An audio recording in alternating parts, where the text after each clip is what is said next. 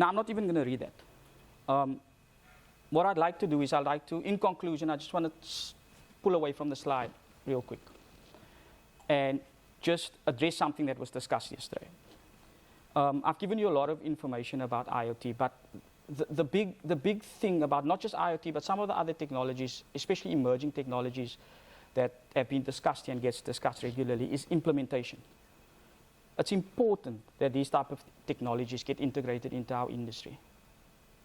It's being done everywhere else. I mean, we saw some of the data that went up. Ian had a fantastic data set for us yesterday, just with the different countries, United States, Europe. And if we get left behind when it comes to this, it's going to affect us in other ways down the line. The bite is always harder later. Other countries are implementing it. It's going to create positive change in their value chains, in agriculture, in pharmaceuticals. And like with all technologies, the longer you take to implement, the harder it is to catch up.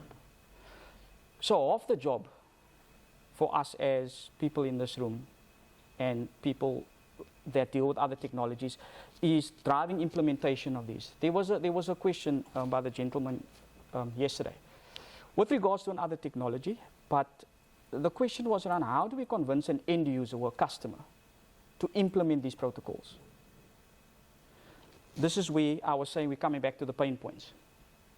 The pain point for an engineer or technician is very different than a pain point or a driving factor for an end user or a business owner or one of these people. We tend to want to know how efficient this is, how long is it going to last, and how much effort is it going to be to work on this thing. They tend to want to know how much is this going to cost, for how long, what is the cost going to be, how much is it going to cost to put this in, and how much can I make of this. These are the type of questions that they want to know. So we have data. We have a lot of data. And data is the biggest storyteller, like you guys heard in the case study. Data can tell any story you like it to tell.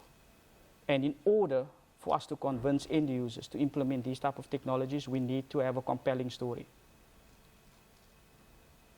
The client's pain point is our blank canvas. The data is the paint, and the technologies that we have at our exposure is the brush. When we were trying to convince clients to install higher-end, more efficient HVAC systems, we had to develop an app, which Danfoss did better anyway. We had to develop an app that allowed us to take data from electricity consumption charts, and it took us being able to prove to them that the difference in cost between machine A and machine B gets completely wiped out in 17 months of the unit's lifespan. And after the 17 months, the savings then continue into the rest of the system's use. This is and a system like that, we had to develop a mobile app, or web application anyway. You could do that with an Excel spreadsheet.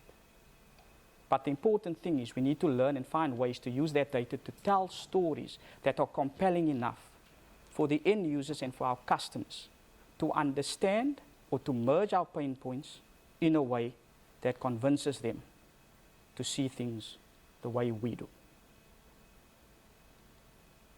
We spoke, and again, when it comes to IoT, for example, we are currently developing a web application that will allow us to input data that will show the return on investment for implementing these systems over a period of time. Danfoss is going to do it better and quicker, I know. But the point I'm trying to make is that sometimes it takes a step in a certain direction to tell a compelling story. And sometimes to convince end users and customers, we need a story. Thank you, guys.